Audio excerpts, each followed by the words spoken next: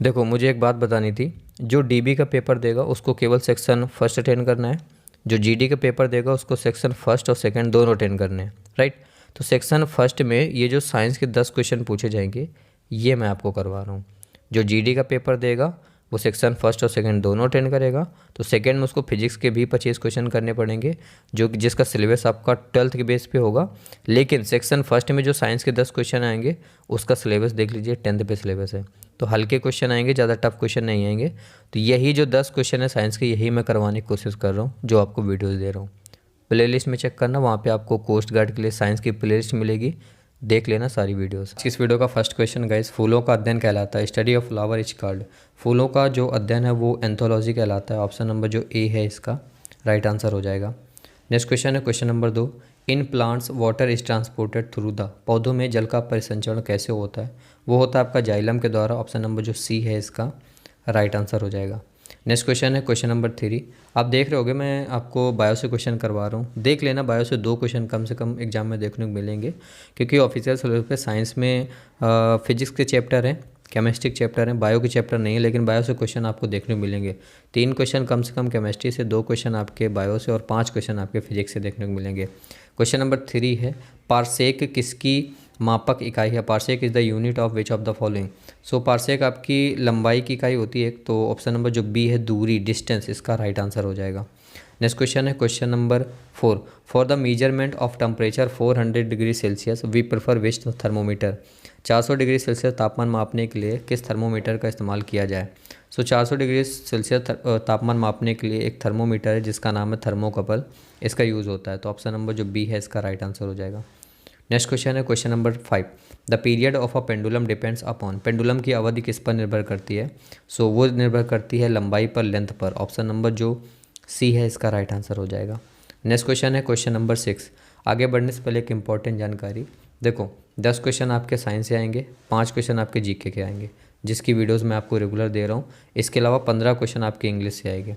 इसमें आपको अच्छा नहीं, बहुत अच्छा स्कोर करना पड़ेगा ये 3 सब्जेक्ट में, क्योंकि मैथ आप इतनी जल्दी उतना सॉल्व नहीं कर पाओगे ऑनलाइन एग्जाम में।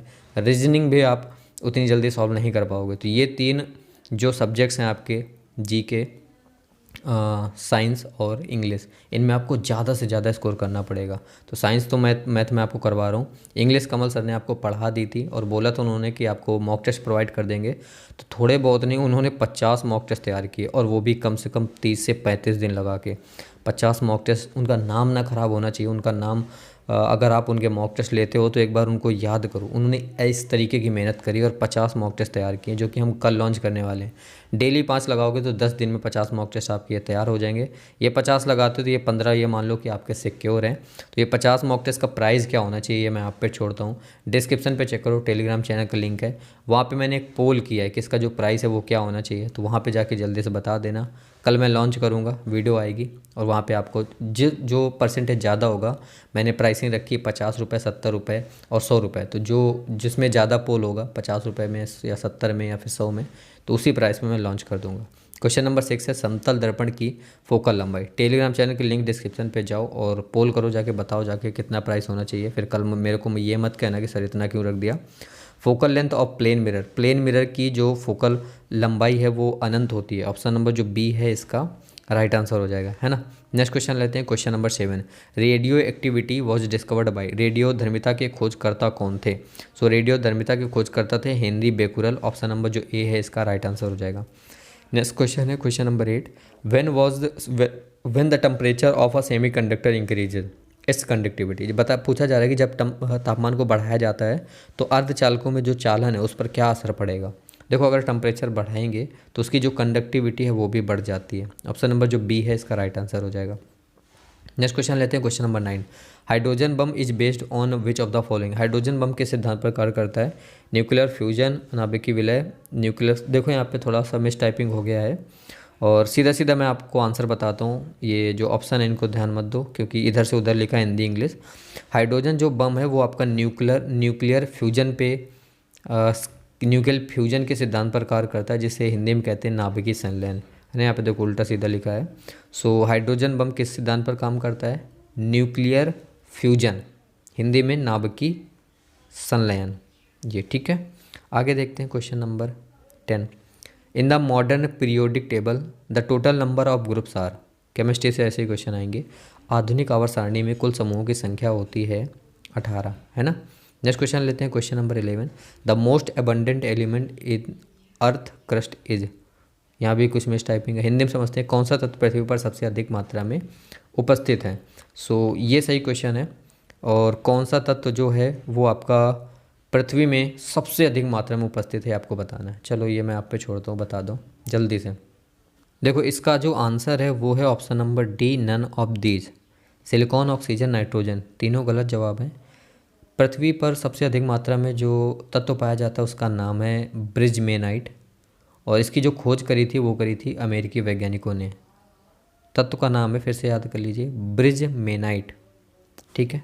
नेक्स्ट क्वेश्चन है question number 12। Which of the following disease is caused by bacteria. इनमें से कौन सी जो बीमारी है वो विषाणु द्वारा होती है।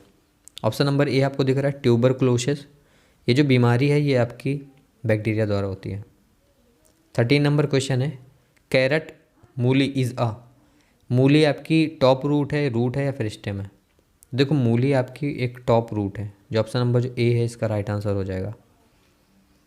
14 नंबर क्वेश्चन है the structure of a plant is responsible for transpiration is.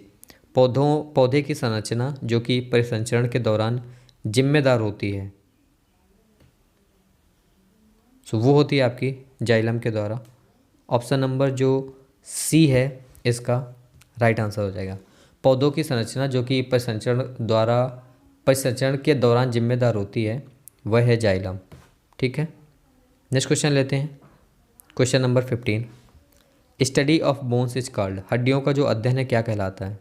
हड्डियों का जो अध्ययन है वो कहलाता है अस्थि विज्ञान, ऑस्टियोलॉजी। कुछ क्वेश्चन इसमें मुझे पता है बायो के ज़्यादा हैं, लेकिन ठीक है कोई दिक्कत नहीं है, आप पढ़ते रहो। Which part of I is used during I donation. आँख दान करते समय आँख का कौन सा भाग इस्तेमाल किया जाता है। देखो आँख का दान करते समय जो आँख का भाग है वो आपका कॉर्निया है, ऑप्शन नंबर बी, ये यूज़ होता है। पूरी आँख का यूज़ नहीं होता है, सिर्फ कॉर्निया का use, option number B. 17 number है life of red blood cells is. लाल रक्त कणों का जो जीवन काल होता है वो कितना होता है। सो इसका जो राइट आंसर हो जाएगा वो हो जाएगा 120 डेज। लाल रक्त कणों का जीवन काल 120 दिन होता है। नेक्स्ट क्वेश्चन 18 नंबर है what is the SI unit of pressure. दाब की एसआई यूनिट क्या है। सो दाब की जो एसआई यूनिट है वो है पास्कल। अब यार बताओ 10th लेवल पे इससे ज़्यादा हाई क्वेश्चन क्या रख सकते हैं दाब से। 10th लेवल पे यही क्वेश्चन पूछा जाएगा ज़्यादा से ज़्यादा, वही मैं आपको करवा रहा हूँ। कोई कोई वीडियो आपको हल्की लगेगी, कोई कोई ठीक लगेगी, कोई कोई हाई लेवल की लगेगी, है ना। तो अब मिक्स रहता है। जैसे 19 नंबर क्वेश्चन है 0 केल्विन टेम्परेचर पर जो वेलोसिटी ऑफ मॉलिक्यूल है वो क्या होगी। 0 केल्विन ताप पर कणों का जो वेग है वो क्या होगा। सो कणों का जो वेग है वो आपका 0 हो जाएगा 0 केल्विन पर, option number C. 20 number question देखो if sounds travel from one medium to another which quantity remains unchanged. यदि ध्वनि एक माध्यम से दूसरे माध्यम में प्रवेश करती है तो कौन सी जो क्वांटिटी है वो अपरिवर्तित रहती है। जो उसकी फ्रिक्वेंसी होती है, आवृत्ति, वो चेंज नहीं होती, वो अपरिवर्तित रहती है। ठीक है। Next question 21। Virtual image larger than the object formed by which mirror. समझो क्वेश्चन। वास्तविक जो प्रतिबिंब है वस्तु की लंबाई से बड़ा, ये किस दर्पण द्वारा बनाया जाता है। अवतल दर्पण द्वारा, ऑप्शन नंबर जो बी है, अवतल दर्पण द्वारा बनाया जाता है। नेक्स्ट क्वेश्चन है question number 22। The conductivity of superconductor is. अतिचालक की चालकता बतानी है आपको। तो अतिचालक की जो चालकता होती है वो होती है इनफाइनाइट, अनंत होती है। ऑप्शन नंबर जो बी है इसका राइट आंसर हो जाएगा। क्वेश्चन नंबर 23 है why the energy in the sun is continuously generated due to. सूर्य में लगातार जो ऊर्जा है वो किससे बनती रहती है, ये आपको बताना है। सो ये होता है आपका परमाणु संलयन द्वारा, जिसे इंग्लिश में बोलते हैं न्यूक्लियर फ्यूजन, ये सही लिखा है। ठीक है। नेक्स्ट क्वेश्चन है 24। Malic acid founts in which of the following. जो मैलिक एसिड है, अम्ल है, वो किस में पाया जाता है।